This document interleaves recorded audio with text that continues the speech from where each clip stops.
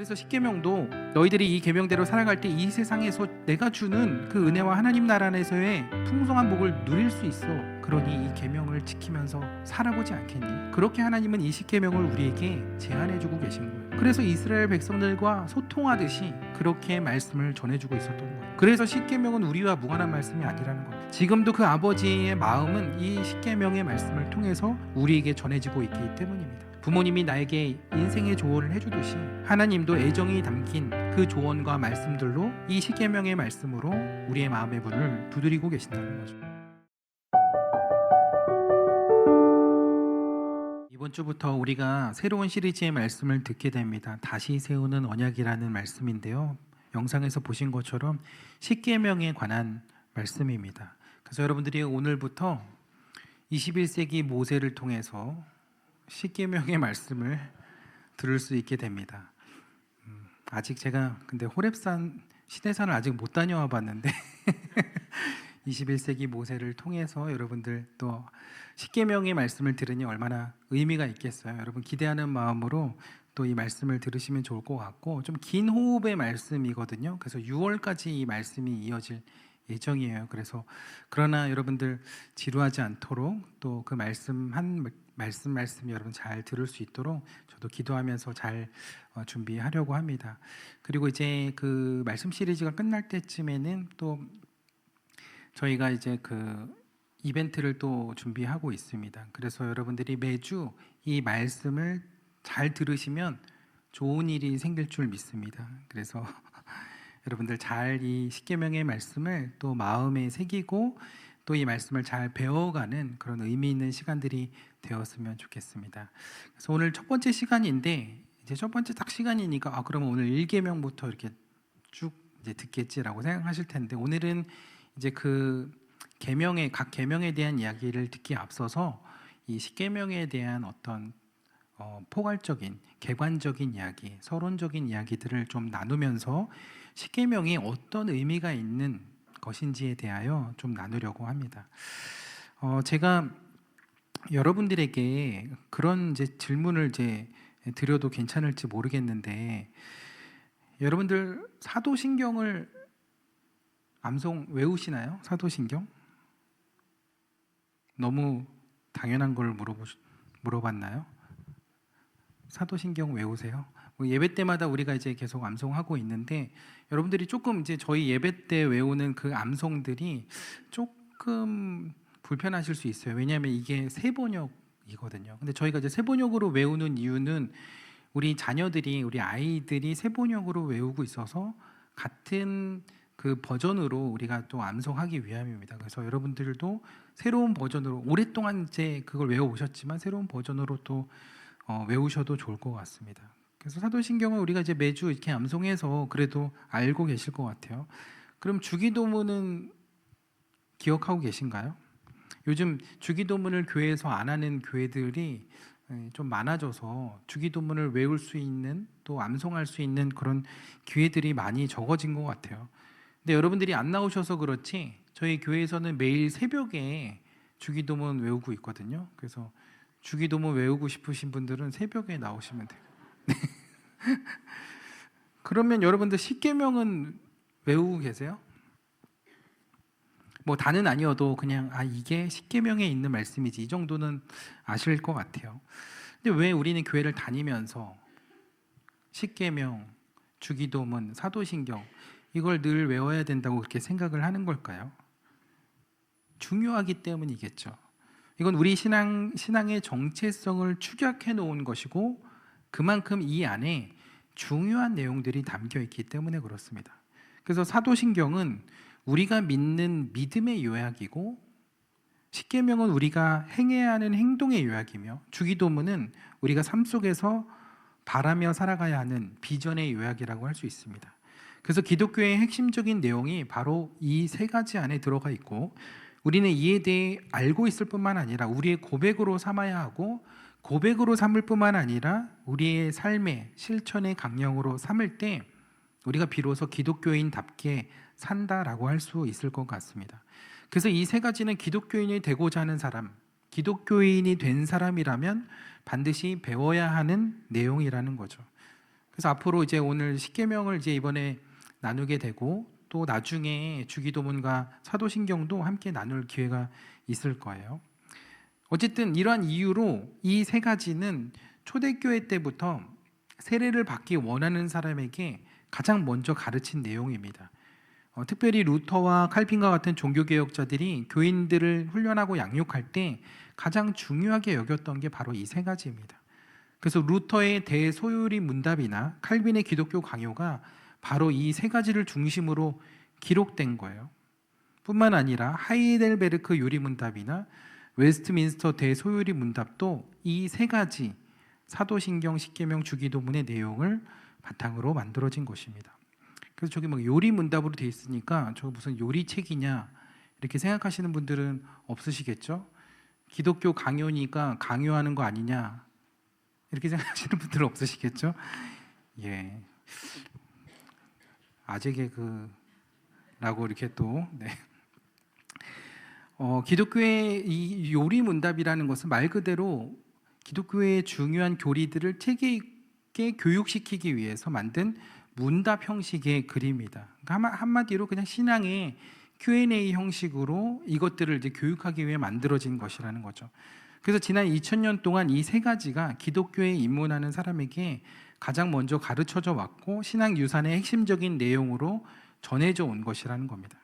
그래서 우리가 지금 보고 있는, 요즘에는 성경책 잘 안 들고 다니시지만 성경책 찬송가 이렇게 앞뒤 표지에 보면 뭐가 있죠? 거기에는 늘 주기도문, 사도신경, 그리고 뒤쪽에는 주로 이제 십계명이 이렇게 인쇄되어 있죠. 이것만으로도 이 세 가지가 우리가 신앙생활하는 데 있어서 아주 중요한 기독교의 핵심적인 교리와 신학을 담고 있다는 것을 알 수 있습니다.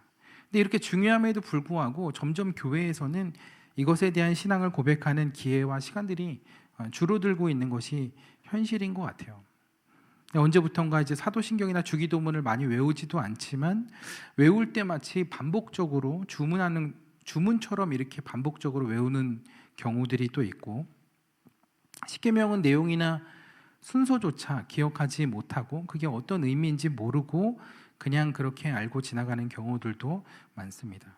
그래서 혹자는 십계명이 수천 년 전 구약 시대, 그것도 이스라엘 백성들에게 주신 율법인데 그걸 오늘날 우리가 왜 지켜야 하냐고 묻는 분들도 있습니다.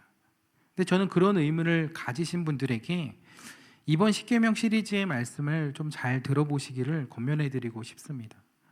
그러면 이것이 구약 시대 이스라엘 백성들에게만 전해주신 말씀이 아니라 오늘 우리를 향해서도 전해지고 있는 하나님의 음성이라는 사실을 여러분들도 발견하시게 될 겁니다. 그래서 이번 기회에 십계명을 또 잘 배워가고 여러분들의 삶에 들려지는 하나님의 음성으로, 하나님의 말씀으로 삼는 귀한 시간이 되시기를 축복합니다. 여러분, 십계명이 왜 십계명일까요? 이름이 십계명은 한자어죠. 한자어. 그러니까 10개의 계명이다 해서 십계명이라고 하죠. 그래서 명자가 명령할 때 쓰는 목숨 명자입니다. 영어 번역으로는 Ten Commandments, 10가지 명령으로 그렇게 번역을 합니다. 이 모든 말씀으로 말씀하여 이르시되라고 번역하고 있습니다. 그러니까 명령이 아닌 말씀으로 이루고 계시다는 것이죠. 그래서 십계명을 연구하는 영미권의 신학자들은 Ten Commandments보다는 데칼로그라는 단어를 사용합니다. 이 데칼로그는 헬라어인데 데칼은 숫자 10을 뜻하고 로그는 말씀을 뜻합니다. 그래서 10가지 말씀이라는 뜻이 바로 데칼로그입니다. 근데 뭐 명령이나 뭐 말씀이나 뭐가 그렇게 다를까요? 명령이라고 하든 말씀이라고 하든 뭐가 그렇게 중요할까요? 여러분, 근데 10가지 명령, 10가지 말씀들, 이게 좀 느낌이 다르지 않나요? 어떤 차이가 느껴지시나요? 아무래도 명령보다는 말씀이라는 단어가 훨씬 더 편안하고 덜 부담스럽게 들립니다. 그래서 십계명을 하나님의 명령이라고 딱 생각하면 굉장히 딱딱하고 무겁게 느껴지는데 말씀으로 보게 되면 하나님이 우리에게 편하게 해주신 말씀처럼 들린다는 거예요. 그래서 좀 뭔가 그 말씀을 들을 때도 조금 덜 부담감을 갖고 들을 수 있다는 거죠. 그래서 이걸 명령이 아니라 말씀으로 우리가 보게 될 때 그것을 주신 하나님도 다른 하나님으로 느껴지게 된다는 거죠. 신학자 제프리 M 코엔이라는 사람이요, 데칼로그는 그래서 계명이 아니라 대화요, 커뮤니케이션이며 의견 교환이며 대담이다라고 했습니다. 아니, 십계명의 어디를 봐서 이것이 대화고 소통이고 의견 교환이라고 그렇게 이야기하는 것일까요? 근데 출애굽기 19장에 보면 하나님께서 이스라엘 백성들에게 십계명을 주기 전에 이스라엘 백성들과 소통하는 장면이 나옵니다. 그래서 19장 6절에 보면 너희가 내게 대하여 제사장 나라가 되며 거룩한 백성이 되리라는 이 말을 모세를 통하여 이스라엘 백성들에게 전하게 하십니다. 그러니까 7절에 모세가 시내산에서 내려와서 백성의 장로들을 불러서 그 하나님이 명령하신 그 말씀들을 그 앞에서 진술하게 됩니다. 그러자 8절에서는 백성이 일제히 응답하여 여호와께서 명령하신 대로 우리가 다 행할 것입니다 라고 했고, 모세는 또다시 그 말을 가지고 가서 하나님께 전하게 됩니다. 하나님이 그 백성들이 하는 그 말을 못 들으셨을까요? 그러지 않았겠죠. 하나님은 이미 다 듣고 계셨죠. 근데 이 출애굽기에서는 하나님이 말씀을 내려주시고 다시 그 백성의 말을 모세가 전하는 그 과정을 이야기하고 있다는 거죠. 그래서 하나님은 십계명을 주시기 전에 이스라엘 백성들과 소통하고 대화하는 모습이 나온다는 거예요. 그래서 우리가 십계명에 대해서 참 오해하고 있는 부분들이 있어요. 십계명은요, 어떤 인간의 삶을 강요하거나 압박하기 위해서 하나님께서 일방적으로 제정하신 법조문이 아니라는 거예요. 그래서 제가 오늘 이것이 계명이 아니고 말씀이라고 강조하여 말씀드린 이유가 거기에 있어요. 물론 계명이라고 그래가지고 그게 크게 문제가 되거나 완전 잘못됐다는 건 아니에요. 그러나 하나님과 우리와의 그 인격적인 관계를 잘 표현해주는 단어가 명령보다는 말씀이기에, 말씀으로 우리가 십계명을 받으면 하나님이 어떤 마음으로 우리에게 어떤 의도로 이 십계명을 주신 것인지를 알 수 있게 된다는 거죠. 그래서 우리는 이것을 명령으로 듣기 전에 말씀으로 들어야 한다는 것입니다. 근데 하나님께서는 이 십계명을 왜 주신 것일까요? 여러분, 십계명을 지키면 구원받을 수 있나요? 십계명 지키면 구원받을 수 있어요, 없어요? 어려운 질문이죠. 선뜻 대답하기가 어렵죠. 십계명만으로는 구원에 이를 수 없습니다. 우리는 십계명으로 구원받는 게 아니라 십자가로 구원을 받는 것이기 때문입니다. 구원은 오직 어린 양 대신 예수 그리스도의 죽으심, 즉 십자가의 은혜로만 가능한 것이기 때문에 그래요. 그게 뭘 말하는 거예요? 우리의 행위로는 구원을 얻을 수 없다는 거예요.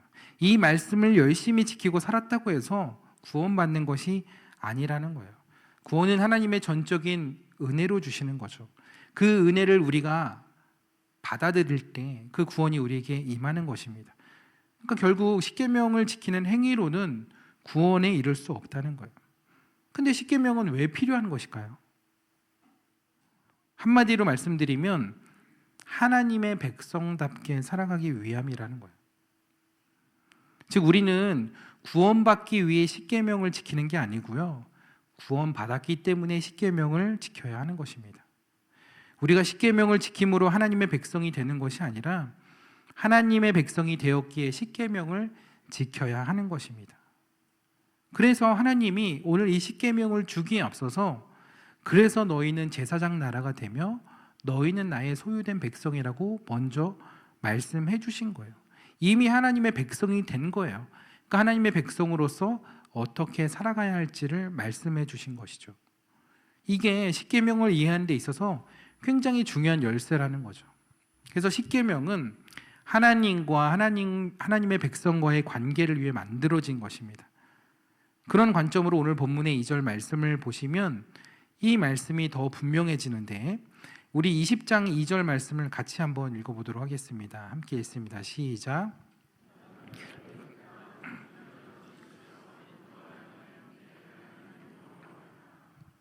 네, 이 1절과 2절의 이 말씀이요, 십계명의 서원에 해당하는 말씀입니다. 그래서 이 말씀이 이 십계명의 중요한 전제가 된다는 거죠. 그래서 이 2절 말씀을 통해서 우리가 알 수 있는 세 가지 사실이 있는데요. 첫째는 이스라엘 애굽 땅 종되었던 집에서 살았던 노예였다는 사실이에요. 둘째는 그 노예의 삶으로부터 그들을 인도하여 주시고 자유를 주셨다는 사실이에요. 그리고 세 번째는 바로 그 자유를 주신 분이 여호와 하나님이시라는 사실입니다. 요약하면 너희는 노예였고 그러나 너희는 자유를 얻었고 그 자유를 주신 분이 바로 여호와 하나님이시다. 이 세 가지 사실을 전제하여 십계명이 선포되고 있는 것입니다. 그래서 이 십계명 서문에 해당하는 이 말씀은 하나님께서 율법을 무작정적으로 주신 것이 아니라 종 되었던 이스라엘을 구원하신 그 하나님, 그러니까 너희가 이제 하나님의 백성이 되었고 하나님과 함께 살아가야 하는 백성이라면 이제 어떻게 살아가야 할 것인지를 잘 듣고 이 말씀을 지키며 살아가라고 주신 것이라는 거죠. 근데 이게 왜 중요할까요? 그들의 신분이 바뀌었다는 거예요. 그러니 그 신분에 맞는 삶을 살아가라는 거예요. 더 이상 종처럼 살면 안 되고 더 이상 예전에 애굽의 그 노예법을 따라 살아가면 안 된다는 거예요. 이제는 하나님 나라의 백성이 되었으니 그 백성답게 품위를 가지고 살아가야 한다는 것이죠. 그러니 예전처럼 일에 눌리고 죄에 눌리고 사람에 눌리고 그렇게 살아가며 자신을 비하하거나 비관하면서 살아가라는 것이 아니라 내가 어떤 존재인지를 기억하며 나의 삶을 그 어떤 존재보다 귀하게 만드신 그 하나님의 뜻을 따라 살아가야 한다는 것을 이야기하고 있는 것입니다. 마찬가지로 이 십계명을 오늘을 살아가는 우리에게 들려주시는 말씀, 그렇게 우리가 이 말씀을 받아들일 수 있는 이유는 이 말씀이 바로 우리가 누구인지를 또한 이야기해 주는 말씀이기 때문입니다. 우리가 바로 하나님의 백성이며 하나님의 백성으로서의 기쁨과 품격을 가지고 살아가야 하는 그 원칙들에 대해서 이야기하고 있기 때문입니다. 그래서 오직 하나님만을 경외하는 삶, 안식일을 지키는 삶, 부모를 공경하는 삶, 생명을 존중하고 문란하지 않고 거룩함을 지키는 삶, 이웃을 사랑하고 존중하는 삶, 이게 하나님의 백성으로서 살아가야 하는 원칙이고 원리인데 어떻게 보면 이거 너무나 상식적인 원칙들이고 윤리입니다. 근데 문제는 이 세상이 이 당연한 것들을 당연하게 여기지 않게 하기 때문입니다. 당연히 하나님의 백성으로서 살아야 하는 그 삶을 당연치 않게 만들기 때문입니다. 그래서 우리가 하나님의 자녀라고 하면서도 이것조차 지키지 못하며 이것이 하나님 앞에서의 큰 문제고 죄라는 것을 인식도 못하면서 살아갈 때가 많다는 거죠. 근데 여기서 더 중요한 사실은요, 하나님은 이걸 명령으로 이야기하지 않으셨다는 거예요. 너희들 이거 안 지키면 다 죽는 거야. 무서운 벌을 받게 될 거야. 이렇게 말씀하신 것이 아니라, 야, 이것이 바른 길이야. 내가 너를 얼마나 귀하게 만들었는데 너는 거룩하고 존귀하게 살아가야 돼. 이렇게 우리에게 말씀하고 계신 거예요. 여러분, 누가 이렇게 진심으로 이야기해 줄 수 있을까요? 누가 이렇게 진심으로 이야기해 주며 지지해 주고 기다릴 수 있을까요? 저는 그 누구보다 부모가 가장 그런 마음을 가지고 자녀들에게 이야기해 줄 수 있지 않나 생각합니다. 애정을 담아서 자녀를 사랑하는 마음으로 또 위하는 마음으로 그렇게 전하는 아버지의 따뜻한 조언, 번면의 말씀, 그게 바로 십계명이라는 거예요. 저도 자녀들에게 늘 원칙적으로 입버릇처럼 하는 이야기들이 있거든요. 야, 너가 지금 공부보다 더 중요한 거는 몸과 마음이 건강하게 성장하는 거야. 엄마 아빠한테 잘해야 되고 형제들끼리 우애 있게 지내야 되고 그리고 하나님 앞에서 믿음 생활 잘 하는 것, 그거보다 더 중요한 건 없어. 공부 못해도 돼. 네, 그렇게 얘기를 하는데 아무도 안 믿으시는 것 같아요. 근데 저는 진짜 그래요. 학원 가기 싫다고 하면 그날은 그날부터 이제 학원을 못 가게 되는 날이라고 생각을 하고, 오히려 고마워. 요즘 학원비 얼마나 비싼데 고맙다야. 그렇게 저는 그렇게 얘기를 합니다. 그래서 당장 그 선생님한테 전화하라고 그렇게 얘기를 하는데, 그렇게 얘기를 하면 또 애들이 굉장히 또 막 불안한지 아니라고 다시 나 다녀야 된다고, 바보로 살 수 없다고 이러면서 자기들이 또 그러는데, 저도 공부할 만큼 해봤지만 살아보니까, 그 시간들을 지나보니까 정말 뭐가 중요한지를 모르고 지나왔던 것 같아요. 그때는 공부가 다라고 생각했고 대학이 다라고 생각했고 그걸 목적으로 살아갔는데, 내가 그때 하나님 아버지의 마음을 듣고 살았더라면, 또 나를 걱정해 주시는 분들의 그 조언들을 잘 듣고 살았다면, 그런 생각을 하게 되더라고요. 그러니까 제가 아버지가 돼 보니까 그런 마음들이 더 생기는 거예요. 그 자녀들한테 하는 얘기들이, 그 아이들은 잔소리처럼 들릴지 모르겠지만 저는 굉장히 자녀들을 사랑하는 마음으로 해주는 거거든요. 근데 주변에서 그러지 말라고 하더라고요. 애들이 공부 잘하려면 아버지의 무관심이 제일 필요하다고. 근데 어쨌든 그 가치관을 떠나서 그 자녀를 위하는 마음, 그 마음으로 전달하는 이야기, 그게 바로 십계명이라는 것이죠. 십계명을 주신 그 아버지 하나님의 마음, 그게 오늘날 육신의 아버지들의 그 마음과 그 결을 같이 하고 있다는 겁니다. 그래서 십계명도 너희들이 이 계명대로 살아갈 때 이 세상에서 내가 주는 그 은혜와 하나님 나라 안에서의 풍성한 복을 누릴 수 있어. 그러니 이 계명을 지키면서 살아보지 않겠니? 그렇게 하나님은 이 십계명을 우리에게 제안해 주고 계신 거예요. 그래서 이스라엘 백성들과 소통하듯이 그렇게 말씀을 전해주고 있었던 거죠. 그래서 십계명은 우리와 무관한 말씀이 아니라는 겁니다. 지금도 그 아버지의 마음은 이 십계명의 말씀을 통해서 우리에게 전해지고 있기 때문입니다.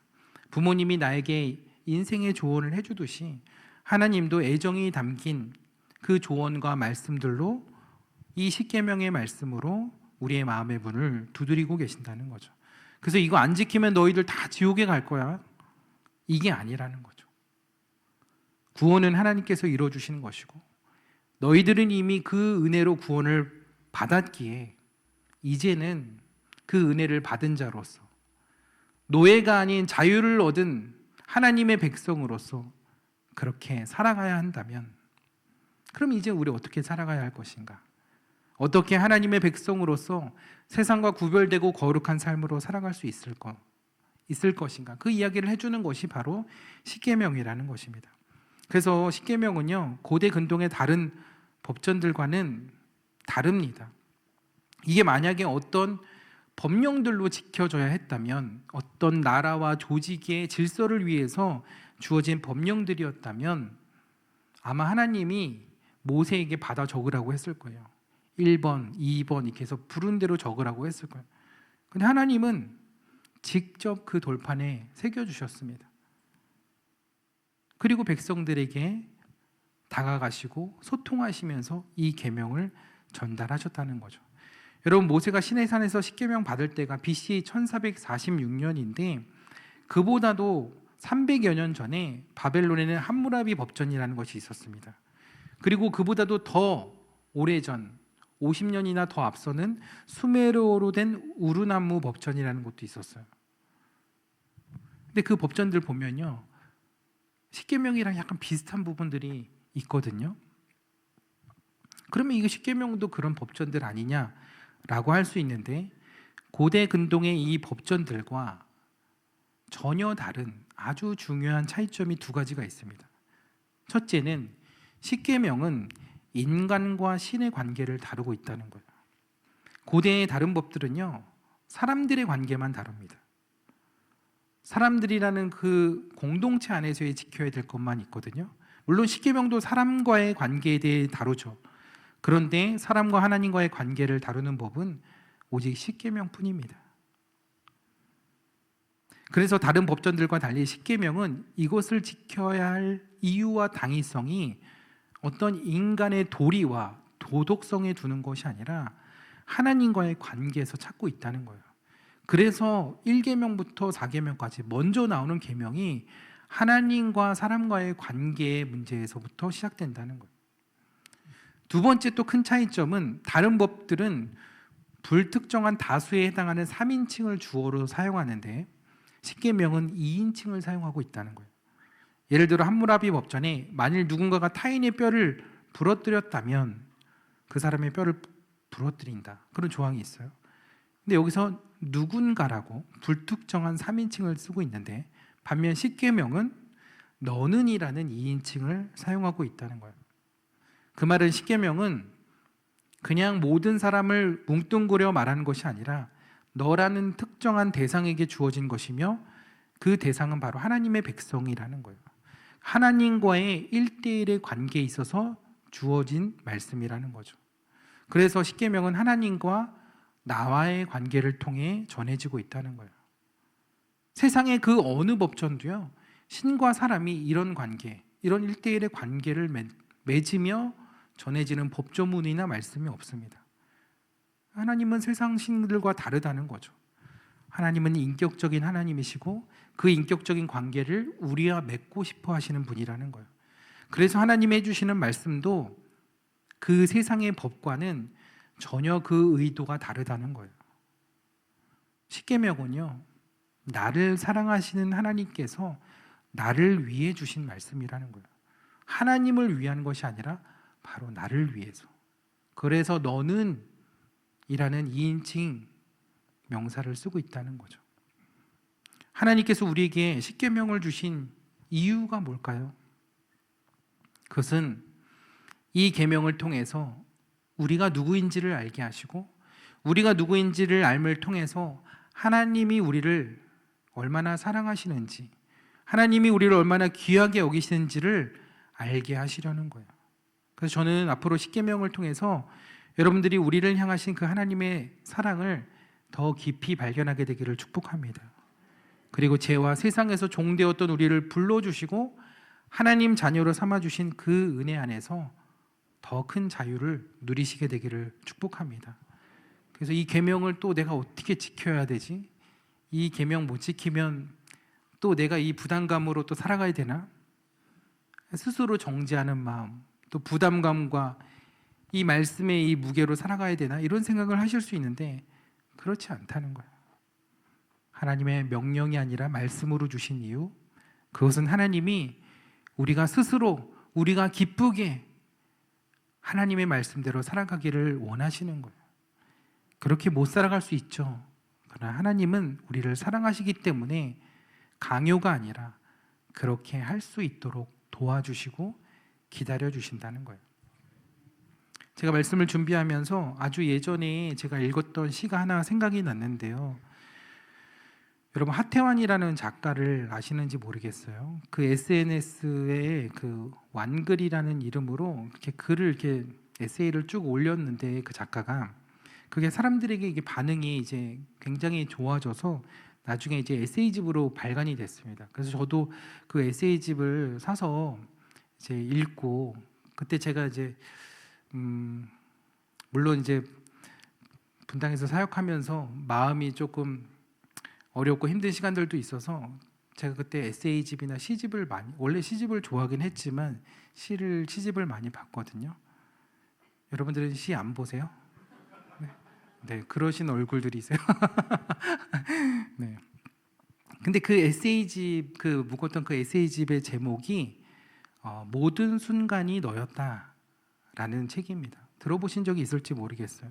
이게 사랑하는 사람에 대한 고백이에요. 그러다 보니까 이제 젊은 사람들의 또 뜨거운 반응들을 또 불러 일으켰는데 저는 그 글들을 읽으면서 이게 단순히 그냥 연애의 감정이 아니라 하나님의 저를 향하신 사랑의 고백처럼 들리더라고요.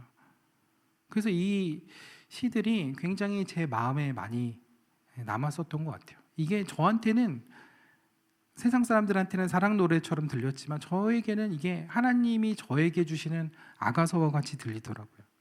그래서 제가 이 글을 하나 소개해드리면서 오늘 말씀을 마치려고 하는데, 여러분들도 이 글이 여러분들을 향하신 하나님의 고백이라고 생각하며 들어보셨으면 좋겠습니다. 이 에세이집의 이제 대표적인 글인데 제가 낭독해 보겠습니다. 제목: 모든 순간이 너 그 자체였음을. 지은이 하태환. 나는 네가 행복했으면 좋겠고, 눈물은 조금만 흘렸으면 좋겠고, 적당히 여유로웠으면 좋겠고, 행복한 사람을 사랑을 했으면 좋겠고, 더 이상 무너지지 않았으면 좋겠어. 지금까지의 모든 순간이 너 그 자체였음을 절대 잊지 말고 살아.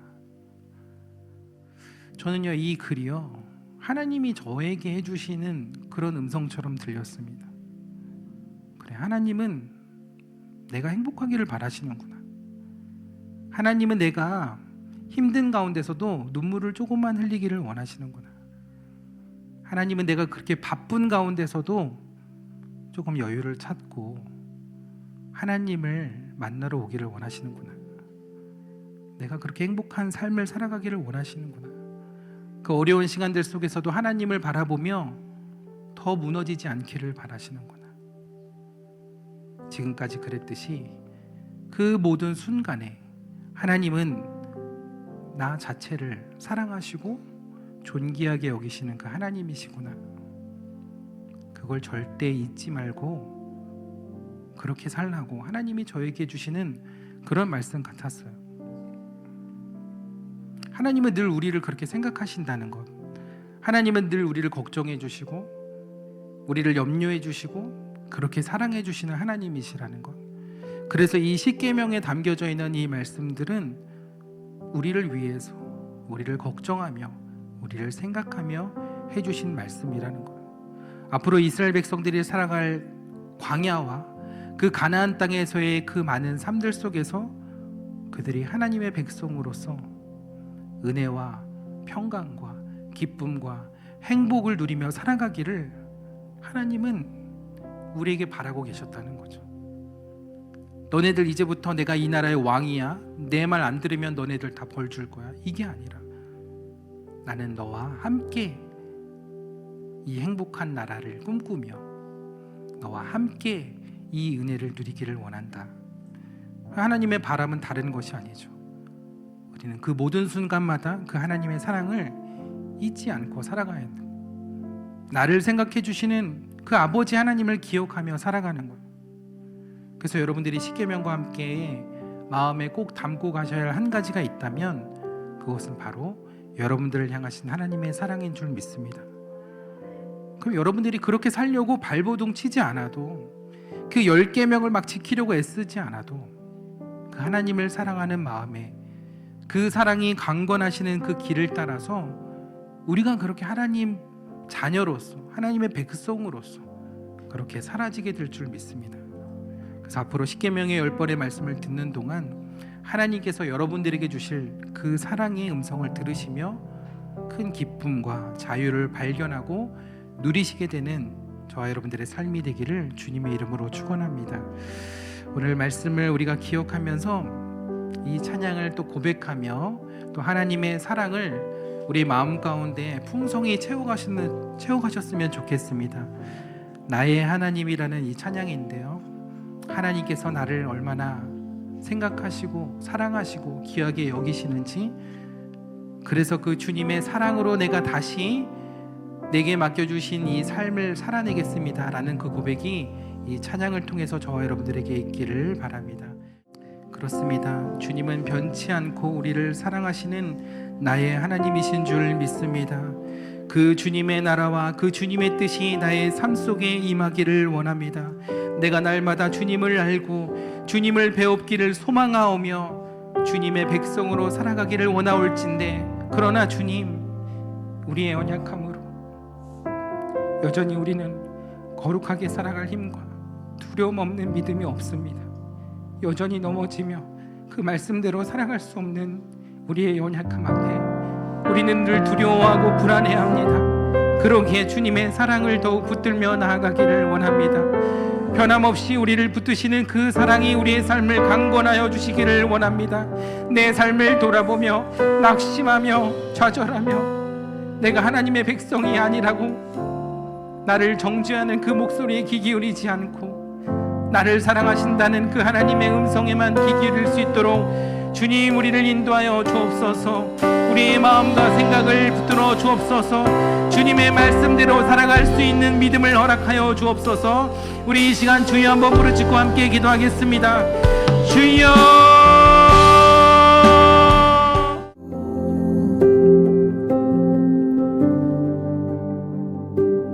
When I wake, I know you are with me. In the dark, I can almost see you clearly. Every day, you're singing over me. Like water, my love runs free. Oh, there is nothing like your love. There is nothing and no one above. Oh, come be with us, Holy One.